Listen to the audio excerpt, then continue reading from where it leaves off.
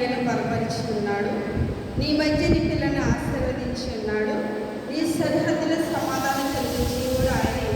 మంచి గోధుమతో నిన్ను వచ్చేవాడు ఆయనే. ఆయన మార్గంలో సరళం చేసే దేవుడు. ఆయన మనకు తోడుగా ఉండి ఎన్ని కూడా దేవుడు మనకు అనుగ్రహిస్తాడు.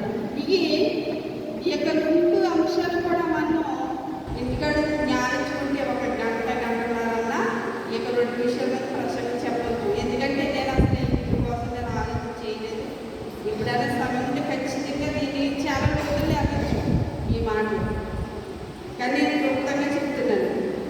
ఈ యొక్క దేవుడి దగ్గర మనం చేసినప్పుడు ఈ యొక్క కృపలన్నీ కూడా దేవుడి ఆశీర్వాదాలన్నీ కూడా ఇక్కడ కూడా 4 విషయాలు దేవుడు మనకు పెట్టాడు. అక్కడ 4 విషయాలు రోజు ఈ యొక్క పొందుకున్నాడు ప్రార్థన వల్ల. ఇక్కడ దావీదు భక్తుడు కూడా ఏమన్నాడంటే ఆయన గుమ్మలను గడియల బలపరుచున్నాడు. నీ గుమ్మల గడియల బలపరుచున్నాడు. నీ మంచిది పిల్లలను ఆశీర్వదించున్నాడు. అలాగే మన మంచి మన పిల్లలను ఆశీర్వదించడం అంటే నీ గుమ్మలు బలపరచడం అంటే నీ వెళ్ళి ప్రతి స్థలంలోనూ దేవుని సన్నిధి నీకు తోడుగా ఉంటే నువ్వు వెళ్ళి ప్రతి స్థలము అది ఆశీర్వదింపబడతారు.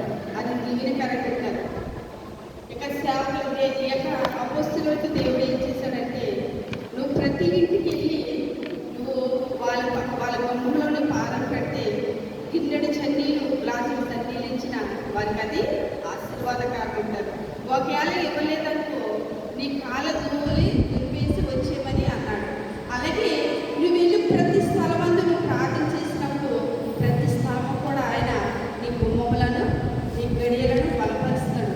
అంటే నీకున్న ఈ యొక్క స్థలము నువ్వు ఏ స్థలంలోకి వెళ్ళినా నువ్వు ఏ పనిలో ఉన్నా ఏ స్థితిలో ఉన్నా దేవుడు మరపెట్టి నువ్వు వెళ్ళినప్పుడు అది ఒక మంచి మార్గంగా దేవుడు ఆ స్థలాన్ని వచ్చేస్తుందిగా.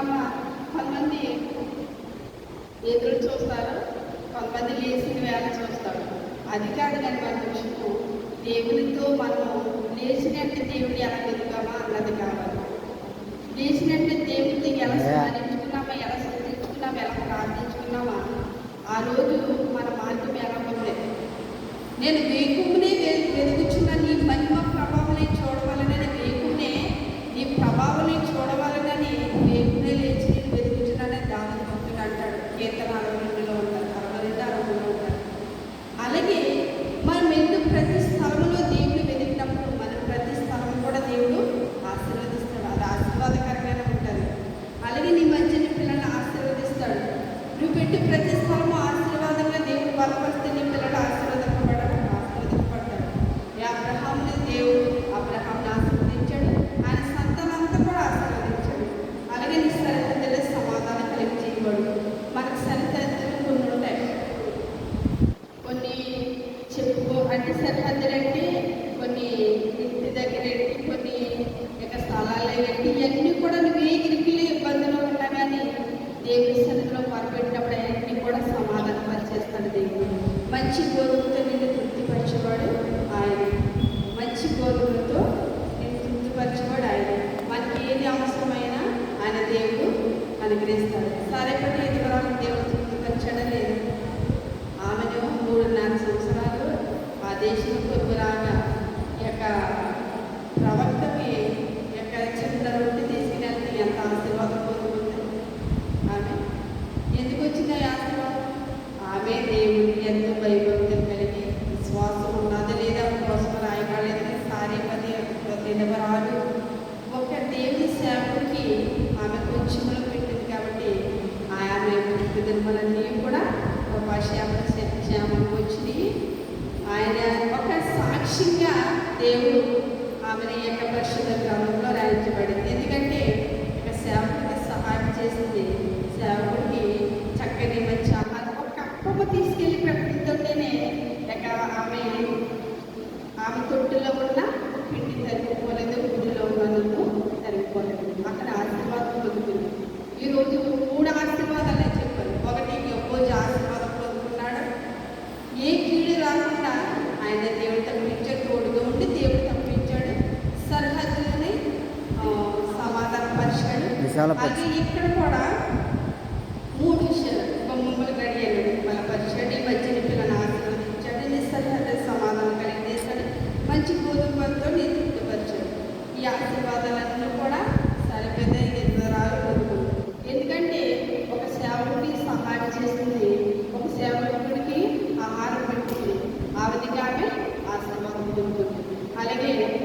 మనం కూడా దేవుని సన్నిధికి మనం అందరం కూడా చక్కగా వచ్చి దేవుని మాటలు చక్కగా వినటం వల్లనే శ్వాసము కలుగుతాయి. అదే మనం ఇంటిగా ఉన్నామనుకో, కొన్ని పనుల మీద, కొంతమంది టీవీ మీద, కొంతమంది ఫోన్ మీద పడిపోతారు. దేవుని సన్నిధిలోకి వచ్చి ఆయన మాటలు వినటం ఎంతో శ్రేష్టం. భక్తిహీనులైన చేతుల కంటే దేవుని సన్నిధిలో నిలిచిన ఆయన మాటల వరకు శ్రేష్టమైన దేవుళ్ళు వెండుగా వస్తాయని పరిశుద్ధ కీర్తన గ్రంథంలో ఉన్నారు. బైబిల్ అంటే మాట్లాడుతున్నానంటే ప్రతి మాటకి, ప్రతి వచనానికి, ప్రతి ఒక్కొక్క అక్షరానికి ఒక అర్థము, ప్రతిది కూడా ఒక్కొక్క అంశానికి యొక్క 4 5 మాట ఒక్క మాటకి ఒక 10 అర్థాలైనా ఉంటాయి. అంత లోతైంది ఈ యొక్క పరిశుద్ధ. నువ్వు చదువుకోవద్దు లోతుగా, నూతులో నూలు ఏ విధంగా పోతాయో ఈ యొక్క పరిశుద్ధ గ్రంథము చదివినప్పుడంట కళ్ళు తీరే జ్ఞానం వస్తుందంట. జ్ఞానం అది నూతిలో నీరు ఎలా పోతాయో అట్టి నీటి మూటలాగా ఊరిపోతుందంట. జ్ఞానం వస్తుందంట, తెలుగు వస్తుందంట, ఆశీర్వాదం వస్తుందంట, అన్ని గొప్ప కార్యాలు పరిశుద్ధ గ్రంథం అన్నదంటే 2 లెక్కలు కలదంట. ఒకటి వాక్యమైతే, ఒకటి ప్రార్థన. ఈ 2 కలిస్తేనే కదా దేవుని శక్తిని మనం పొందుకోగలరు. ప్రార్థన చేస్తే దేవుని శక్తి వస్తుంది, బైబిల్ చదివితే జ్ఞానం వస్తుంది. ఈ 2 కూడుకుంటే మన దేవుని ఆత్మ ఖచ్చితంగా వస్తుంది. దేవుని శక్తి మనం ఖచ్చితంగా పొందుకుంటాం. ఎందుకంటే దేవుడు ఆత్మై ఉన్నాడు. ఆయన అద్భుత సత్యంతో మనం ఆరాధించే వాళ్ళగా ఉండాలి. ఈ యొక్క 2 చేతులు కలిసి ఎంత బాగుందో మనం చెప్పట్టు. ఒక చేతిని పని చేయగలమా? ఒక చేతిలో లేకపోతే బరువు ఇంకో చేతి లేపినప్పుడు ఇంకో చేతి కూడా సాయం వస్తే ఆ బరువు తేలిగ్గా లేపగలదు.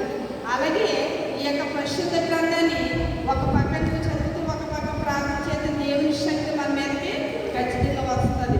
దేవుని ప్రభావం మనలోకి వస్తుంది. అలాగే ప్రతి ఒక్కరు కూడా దేవుని సన్నిధిలో వేదికి ఆయన వెతికి ఆయన ప్రార్థించే వాళ్ళు ఉండాలి. వచ్చి మనందరూ కూడా యొక్క వాక్యమైన మనందరూ కూడా ధన్యులు, శ్రేష్ఠులు. నిజంగా ఆయన సన్నిధిలో ఒక్క దినము గడుపుట 1000 దినముల కంటే శ్రేష్టము. 1000 దినముల కంటే 3 సంవత్సరం. 1000 దినముల కంటే దినము ఒక దినానికి 24 గంటలు. 1000 దినములంటే 3 సంవత్సరాల పైనే. అట్టి ఆశీర్వాద దేవుడు మనకి ఇస్తారన్నాడు.